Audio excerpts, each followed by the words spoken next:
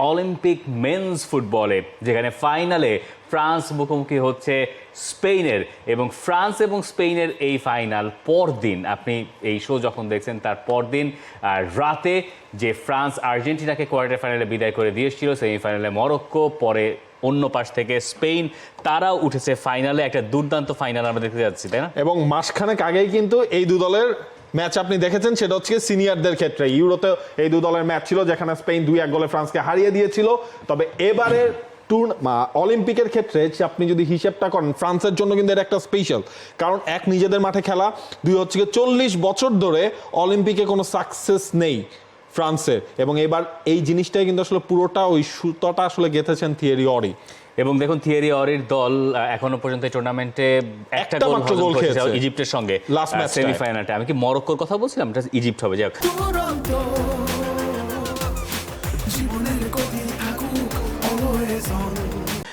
সেই ম্যাচে তারা গোলটা হজম করেছে এবং এই ছাড়া তারা টুর্নামেন্টে বড় বড় দলেরই মুখোমুখি হয়েছে, স্পেশালি কোয়ার্টার ফাইনালে তাদের যে লড়াইটা ছিল আর্জেন্টিনার সাথে, এখনো পর্যন্ত টুর্নামেন্টের সবচেয়ে বড় ম্যাচ যেটাকে বলা হচ্ছিল। ফ্রান্সের ক্ষেত্রে আমার কাছে মনে হয় যে তাদের যে তিনজন ফ্রন্টলাইনার লাকাজেত, মাতেতা এবং ওলিসে, এদের উপরে অনেকটুকু নির্ভর করছে। অন্যদিকে স্পেনের এই দলটা বেশ তরুণ। আপনি ওই যদি ফার্মিন লোপেজের কথা হিসাব করেন, কুবার্সির কথা চিন্তা করেন, তাদেরকে আপনি হয়তো নিয়মিত দেখেছেন বা জানেন।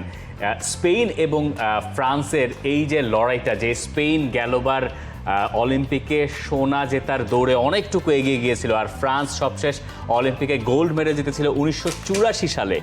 একটা লম্বা গ্যাপ, এবং যে স্বপ্ন নিয়ে থিয়েরি অরিকে এই দলটার কোচ করা হয়েছিল, ফ্রান্স জানে এটা তাদের দেশের অলিম্পিক, ফ্রান্স জানে যে এই অলিম্পিকে তাদের ভালো করা প্রয়োজন, এবং থিয়েরি অরি যদি সেই কাজটুকু শেষ করতে পারেন, এটা একটা ঐতিহাসিক অর্জন হবে ফ্রান্সের ফুটবলের জন্য। এবং একটা জিনিস, থিয়েরি অরির এই দল গঠনটাও কিন্তু এতটা সহজ আসলে ছিল না, কারণ ইউরো চলছিল এবং হচ্ছে আন্ডার-19-এরও আসলে টুর্নামেন্ট ছিল।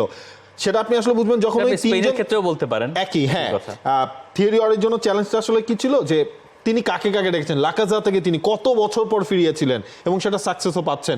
এজ বেশি হওয়ার পরও মাতেতা, যাকে এর আগে কখনো ফ্রান্সের আসলে ন্যাশনাল লেভেলে দেখা যায়নি, ন্যাশনাল লেভেলে তাকেও কিন্তু তিনি নিয়ে এসেছিলেন। এবং আমার মনে হয় প্রেডিকশনের কথা যদি বলেন, তাহলে বলবো যে ঘরের মাঠের ব্যাপারটা কাজ করছে, তাহলে হয়তো ফ্রান্সকে আপনার এগিয়ে রাখতেই হবে। For more updates, subscribe to our YouTube channel and click on the bell icon. Follow us on Facebook and Instagram.